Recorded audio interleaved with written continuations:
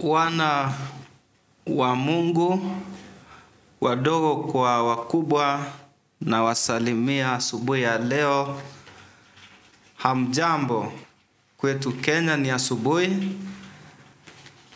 Ingine saisi pale nje kama inchi zile za ng'ambo ni jioni. Kwa hivyo na wasalimu na waombea mema mnapoanza siku, na wale ambao wamelala Mungu aweze kuwaongoza kwa njia zozote zile. Majina ni Pastor Brian Mititi Ondigi. Leo hii tutazungumzia jambo moja ambalo ni muhimu katika maisha ya Mkristo. Marriage and its sacredness. Marriage and its sacredness. Ndoa na utukufu wake.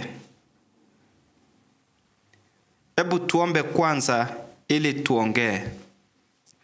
Baba yetu ishie juu mbinguni, asante kwa kuwa wewe ni mwaminifu katika maisha yetu. Tumelete familia zetu mikononi mwako. Tunaomba uweze kutuongoza na mno tuweze kufahamu zaidi kuhusu ndoa na mfalme, na jinsi ambavyo tunastahili kuiweka iwe takatifu, kwa sababu nyakati hizi ni za mwisho na kanisa inaanzia nyumbani. Na Baba, utuongoze, ubariki mama, ubariki baba yule, ubariki watoto na wote watakaosikia mahubiri haya. Ni katika jina la Yesu tumeomba na hata kuamini. Amen. Ndugu zangu, tunapozungumzia ndoa na jinsi ambavyo tunastahili kuiweka iwe takatifu, tutasoma kutoka kitabu cha Mwanzo 2:18. Mungu alipoumba vitu vyote, alipofanya kazi kwa siku zote, na alipofikia mwisho, aliona si vema mwanaume aweze kuishi bila companion, bila msaidizi wake.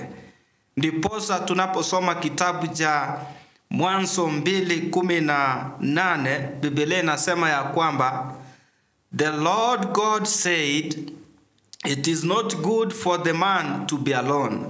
I will make a helper suitable for him."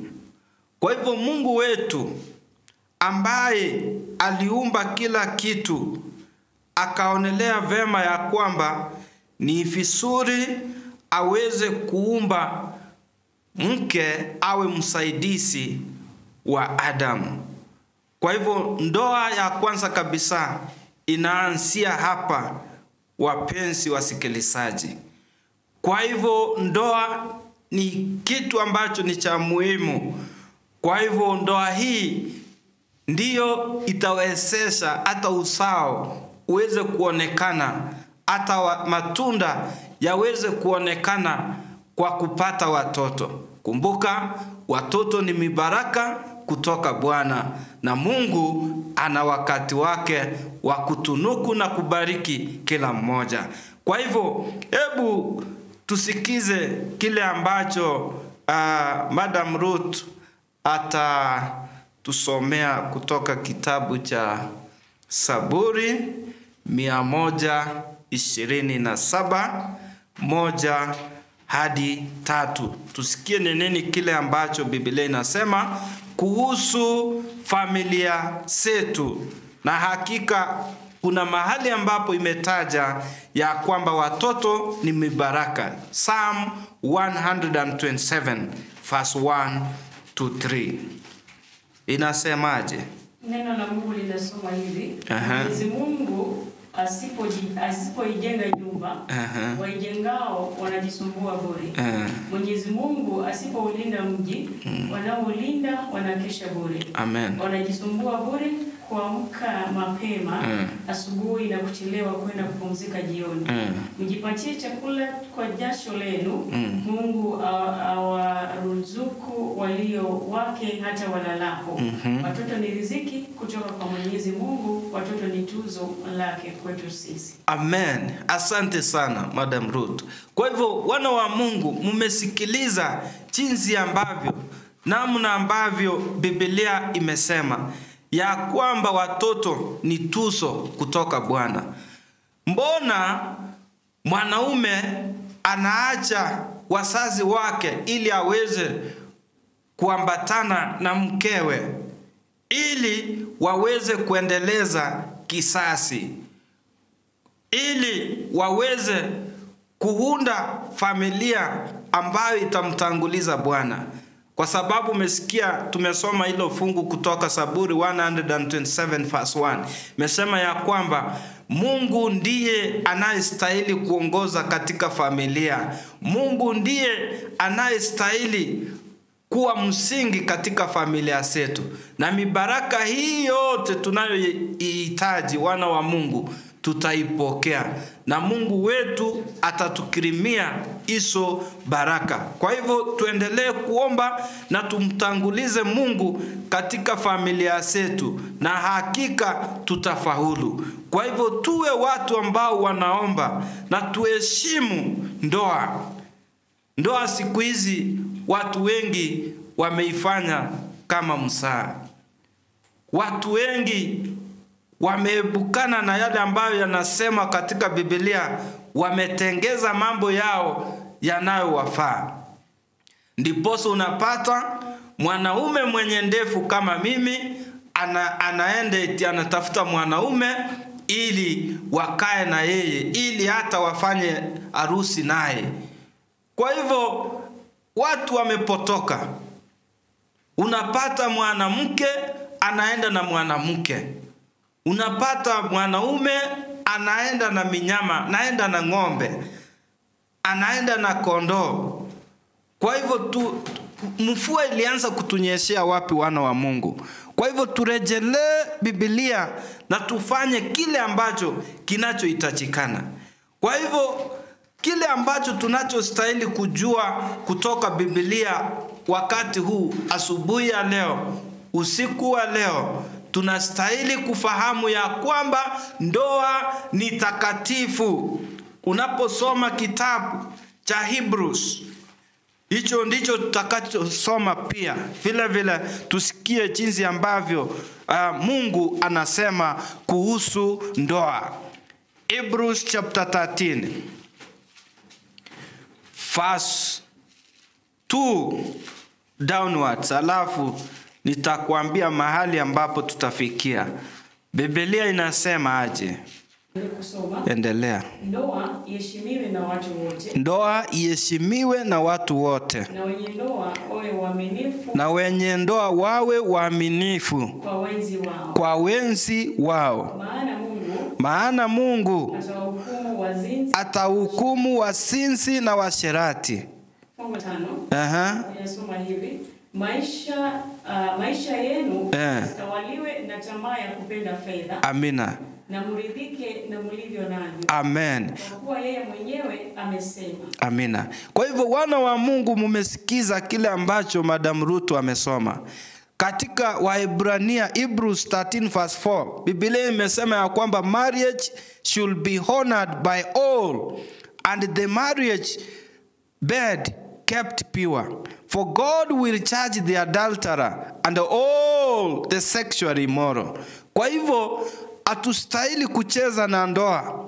Ikiwa mumeunganishwa, ikiwa Mungu alikubariki na mke yule unayempenda, mke yule, the first wife of your youth, you are supposed to live together. You are supposed to honor marriage despite the challenges, despite the trials, despite the strives of this life. God will fight for you. But the moment unadanganyika na unatoka nje ya ndoa, you are going out to seek for extramarital affairs, then you are lost. And God himself will punish you the man, will punish you, the woman. So let's continue honoring what the Lord is speaking about our lives in marriage and how we are supposed to conduct ourselves, because times are evil. Actually, during these last times, the devil is fighting us. He starts from marriage and then the Sabbath. The moment he gets you on those two things that are so important, then you are done. So let us continue praying. Na tujue ya kwamba ndoa inafanywa kati ya mwanaume na mwanamke. Sio mwanaume kwa mwanaume, sio kwa mwanamke kwa mwanamke. We are supposed to respect ourselves. Book of Romans chapter 12 verse 1. Ya kwamba tunastahili kutoa miili yetu iwe takatifu. Kwa hivyo ndugu zangu, na wasi kwa sababu ya huruma zake Mungu, jitoeni kwake mwe sadaka hai, takatifu na inayompendeza Mwenyezi Mungu. Amina. Kwa hivyo tuwe watu ambao ni watakatifu. Tusije tukachichanganya na mambo ya dunia, mambo ya anasa, mambo ambayo hayastahili, mambo ya homosexuality, mambo ya lesbianism, mambo ya incest. Tuebukane nayo kabisa. Tuombe Mungu atulinde na alinde ndoa zetu, na hakika Yesu atakaposhuka mawinguni atupate tuko kitu kimoja na atuchukue nyumbani ili tuweze kupumzika. So what are we supposed to learn from this timely sermon? Points to note. Marriage is holy and permanent. Marriage is holy and permanent. It is holy, permanent, and also it is honorable. Ndoa ni ya heshima. No marriage in heaven. Kuna wale ambao wanafikiria ya kwamba tukienda mbinguni kutakuwa na kuoa. If you've not married, please make arrangements. We are praying for you. Mungu akufungulie njia. Hallelujah. So in heaven there will be no marriage. In heaven kile ambacho kitakuwa ni kuimba nyimbo na kumtukuza Mungu, na miili yetu, our bodies will be changed into glorious bodies. Another thing that we need to know, brothers and sisters, never move out of marriage to seek satisfaction. Be satisfied with the one that you are living with, and the Lord will bless you in a mighty way. Another thing that we are supposed to know, and again I've talked about it, never marry same sex. If you are a man, never marry a man. That is unbiblical. The Bible does not allow. The Bible says that it is a man marrying a woman, not a man marrying a man. If we do that, and if we continue doing that, then we are losing the direction and we will be punished, and our punishment will be, we will be thrown into fire, into hellfire. So I want to finish by reading another 2 Bible texts, and then we will pray as we finish. 1 Corinthians chapter 6 verse 9. The Bible talks about those people who will go to heaven and those who will not go to heaven. 1 Corinthians chapter 6 verse 9. Hiyo ndio nataka tupatane, tusikie nini kile ambacho Biblia inasema. And then I will tell you where to stop. Neno la Mungu linasema hivi. Je, hamjui kwamba wasio na haki hawataurithi ufalme wa Mungu? Usidanganyike, washerati hawataurithi ufalme wa Mungu. Amen. Wala waabudu sanamu, wasinzi, wapotoshaji, wala wezi, wala wenye tamaa mbaya, wala walevi, na wala wanaodhihaki, wale na wanyang'anyi. Amina. Kwa hivyo mmesikia kile ambacho Biblia imesema. Watu ambao wanatenda kinyume na kile ambacho Biblia inasema hawataona ufalme wa mbinguni kamwe. Kwa hivyo tubadili mienendo na tueneze amani katika familia zetu, tueneze upendo, tueneze umoja. Mutaenda kuchisomea kitabu cha Mark chapter 3 verse 25, but I will paraphrase. The Bible says, if a house divides itself, that house cannot stand. Kwa hivyo kila mtu akifanya mambo kando kando, hiyo nyumba hakika itaanguka. Kwa hivyo shirikiana katika familia, ombeana mema na Mungu wetu atatimiza kwa wakati wake. Kwa hivyo unaposoma vile kitabu cha Zaburi 133 verse 1 to 3, the Bible talks about togetherness, living in harmony, living in unity in our houses. We are supposed to invite the Lord to guide us. Tuishi kwa amani, tusije tukaishi kwa furugu, tukaishi kwa fitina, tukaishi kwa kukumbuka yale ambayo wenzetu wametutendea ambayo hayatufurahishi. Inasemaje Zaburi 133 verse 1 to 3? Tazama jinsi ilivyo vema. Amen. Ya kupendeza. Ndugu wakae pamoja kwa umoja. Ni kama mafuta mazuri kichwani, nishukayo ndevuni, ndevu za harusi, kaya mpaka upido wa mavazi yake. Amina. Kwa hivyo mmesikia, God bless you. Mmesikia jinsi ambavyo Biblia imesema ya kwamba beautivities, watu kuishi kwa upendo, honorabilities kwa hii planet Earth na pale juu mbinguni. Kwa hivyo tunapoeneza upendo na tunapoishi kwa umoja, Mungu wetu anafurahishwa na anaendelea kutubariki. Kwa hivyo tumalizie kwa kitabu cha Waefeso 5:22 hadi 25. Ephesians chapter 5 verse 22 to 25.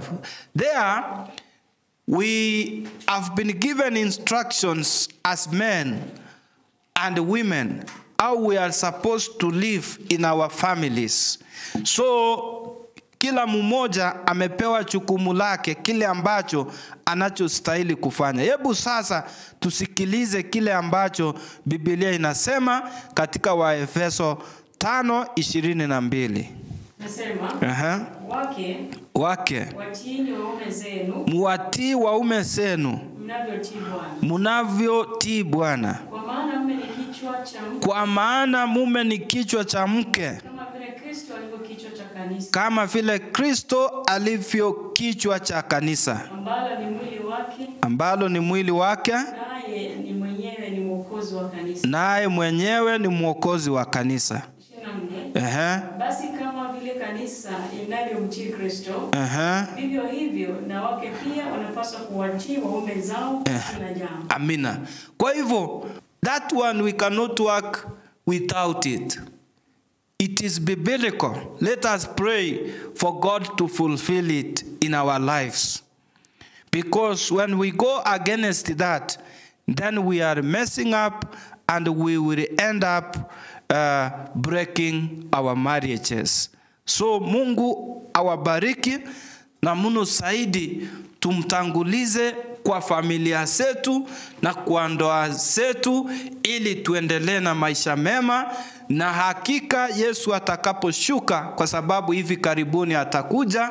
Biblia imesema ya kwamba unaposoma kitabu cha John 14 verse 1 ya kwamba msifadhaike mioyoni mwenu, naenda kuandalia makao na hivi karibuni nitarejea ili nifanye nini? Ili niwepo nanyi muwepo. Kwa hivyo Yesu wetu hakika atashuka mawinguni, na tutakapoulizwa mko wapi, tutasema tuko hapa na familia ambazo ulitubariki nazo.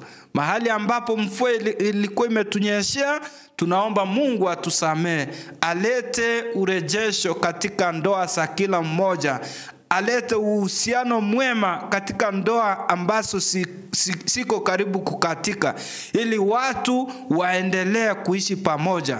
Ya kwamba mumesikia ndoa sio ile ya contract.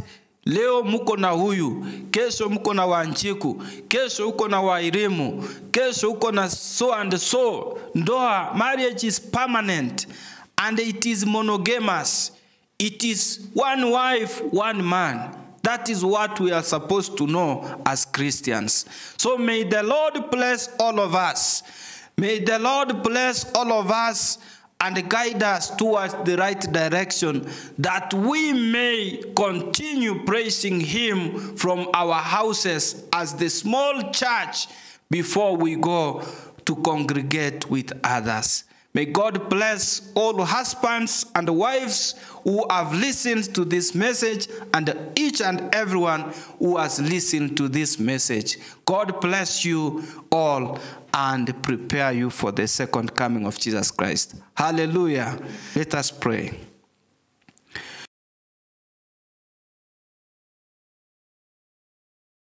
Wakati huu tumetambua ya kwamba wewe ndiwe mwanzilishi wa familia. Uliumba Adamu, ukaonelea ni vema umpe msaidizi ambaye ni Eve. Baba na Mungu wetu uishie juu mbinguni, Baba wetu ukawabariki, na ndiposa leo hii hata sisi umetubariki, tumeingia kwa ndoa, na tunaomba ubariki kila mmoja aliye ndani ya ndoa, na yule ambaye anapanga ili kuingia kwa hii ndoa, naye tumemuombea umubariki, na Baba wetu aweze kutimiza yale ambayo yamezungumziwa. Wasije wakatoka nje, waheshimiane, washirikiane, na wajue ya kwamba kanisa dogo inaanzia kwa familia. Baba, tunaomba unapobariki wana wako ulimwenguni kote, ubariki ndoa za wana wako, na matunda yaweze kuonekana, na uaminifu uweze kuonekana siku zote. Baba, utakaporejesha ufalme, kila mmoja awe amejiandaa kukupokea mawingoni, na mfalme, majina yetu yabakie katika kitabu cha uzima. Leo hii Baba, tunakemea nguvu za giza. Mwovu shetani amelete ndoa yake mwenyewe, ndoa ya wanaume kuoa wanaume, wanawake kuoa wanawake, wanaume kuoa minyama. Tumeikemea katika jina la Yesu. Watu wako warejelee ndoa inayostahili kumzia katika Biblia. Na ikiwa kuna yeyote alikuwa ametanga mbali kwa kutenda kinyume na kile ambacho Biblia inasema, Baba, leo hii tunaomba msamaha wa dhambi. Tunaomba usamehe kila mmoja, na hili tukurejelee Baba wetu, utubariki na kutuandaa. Majina yetu yabakie katika kitabu cha uzima. Tunapoachana kwa shughuli zingine za siku, Baba, tumeomba Roho wako Mtakatifu atuongoze, na mibaraka yako ibakie hapa, nasi tuondoke na mingine. Ni katika jina la Yesu tumeomba na hata kuamini. Amen.